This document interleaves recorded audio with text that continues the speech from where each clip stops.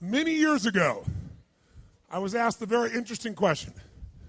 Somebody asked me a question, they raised their hand in a seminar and said, Tony, can you change people that don't want to change? Of course you can change people who don't want to change. All you need is the right kind of. If you have enough leverage where change becomes an absolute. Now for some people, leverage is not even the threat of their own life. Some people would rather die than have you tell them what to do. And so that's not the leverage. The leverage for them might be something for their children. Leverage for them might be spiritual growth. All of us have a leverage point. If you find the leverage, not the leverage you make someone do it, the leverage that will make them make themselves do it. We all have some place that'll get us to follow through. Now, if you get enough leverage and if you interrupt the pattern enough, how many of you ever had a pattern when you were a kid and you had like some obnoxious uncle or something and you were trying to be upset and they'd come like rub your damn head or some dish, make you crazy, and you couldn't stay upset because they kept doing this to you? How many had this happen? Say aye. If you have enough leverage and you break someone's pattern enough times, a new pattern will show up. If you're conscious, you can create the new pattern. So the answer is yes. Now then the question would be, Tony, if all it takes is leverage, then why don't most people change? And I had a lot of answers for that, but that night, I'm a night person. That night, I'm wired up after a seminar. It's like 2 o'clock in the morning. It was December. And so I flip on the television in the back for some white noise, looking for CNN, and I come across the old Christmas classic, this Christmas Carol, right? A Dickens classic. And I see it in black and white, and I start watching the movie, and I'm remembering it from being a kid. And as I'm watching this thing, I see this man named Scrooge who clearly doesn't want to change. In fact, he's certain he doesn't need to change because what's happened is his life went through a lot of pain. And when he got pain, he looked for the source of that pain, and he said it was being close to people. So he decided his people equals pain. Remember the red squares we talked about? So now he wants to avoid people, and he's mean to people. Now, he's also very wealthy financially. He makes up this belief that because I'm mean and tough with people, I'm rich. The truth is he's financially rich. If you watch the movie, you read the story, when everybody else is gone, who's still working? He is. He's hardworking, he's thrifty, he's smart, he's intelligent, but he thinks he's rich because he's mean. So he doesn't want to lose being rich. He doesn't want to lose not being hurt. So he has a belief. Be mean to people and everything works out, even though he's miserable. Can we have beliefs that make no sense and yet still believe them, yes or no? Sure, we just get wired. So I'm watching this guy. Now, the only way people change is if they associate either enough what? Pain, so they have to change, or they associate changing will equal enough what? And ideally, if you get both, you'll change.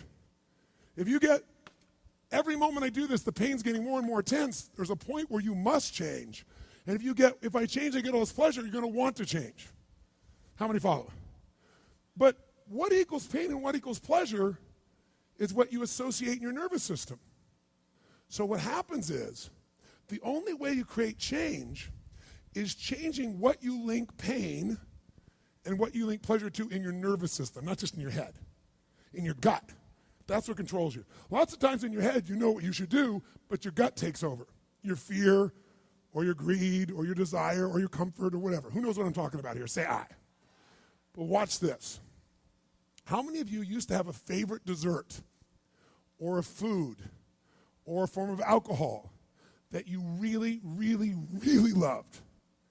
And then one night you had an experience like never before, where something happened, where this food or this drink or this alcohol that you love so much, it went down, but it kept coming back up at a level of intensity and with enough aroma and pain and association that to this day, it takes no willpower just to think of that alcohol or think of the smell of that food or look at it makes you appalled, makes you repelled. Who's had an experience like this in your life? Say aye. Tell me what that change was. Was that a change in willpower? No. All that happened is your brain changed what it used to link pleasure to, it now links pain to. When you link enough pain, it takes no willpower, you're going to avoid it. The problem is some of you are linking pain to things you need, like exercise, right? Or pain what you need, like a relationship, right? And it's the wrong association, but it's going to control your life. Your job is to change what you link pain and pleasure to. So that night, what was pleasure became pain, and now it takes no willpower, you just avoid it. So we call that changing what you associate to things in your nervous system, or for short, a neuroassociative change. In other words, changing in your nervous system, what you associate pain and pleasure to. So, by the way, in this Christmas Carol story, does this man Scrooge change his life, yes or no? He didn't want to change. Does he change his life a little or completely? And by the way, how fast? In a heartbeat, in one evening. How does it happen? 3 neuroassociative conditioning specialists show up at his house. Right? 3 ghosts show up, and what do? They get him to link a massive, unbearable amount of what? To all the things he did in the past around people. Then they go to everything he has in the present, pain, and everything in the future, pain, till there's so much, there was nowhere to escape. Here's the other reason why people don't change. Because right now, my relationship's in pain. But it was good in the past. So you escape having to change by remembering a good time. Or I might be coughing and having these problems with cigarettes right now, but you know what? George Burns lived to be 102. He smoked cigars, by the way, and he's 1 out of 10 billion people that pulled that off. But let's not confuse ourselves with ratios. So you make up what the future is. If your present is painful, you can escape to the past and get out of the pressure to change. How many follow this? Say I. Or you can escape to a future because no one knows what it is for sure and you can make it up. But if your brain links, it's been painful in the what? Past, and it's even worse it'll change like that. Who here has ever stayed in a relationship that you knew was not right for you? It wasn't right for you, it wasn't right for them. Who has ever stayed in a relationship way too long? Who's done this before? Raise your hand. Say I. It wasn't good for you, it wasn't good for them, yet you stayed. Why? Why? Because even though it's painful in the present, what'd you do? You said, it'll get better over there in the future. Who finally changed? Who here finally changed that? Say I. How'd you do it? Your brain went, it's painful now, it was painful in the past, it's going to be worse in the future, that's it.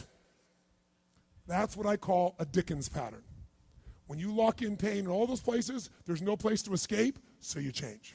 It's like if you put a wall here, and a wall here, and we close them in on you, amazingly, you'll move forward. That's what we're talking about. Giving yourself leverage on yourself that way, not having someone else do it to you, you do it to yourself. That's when you got the power again. How many get it? Say I.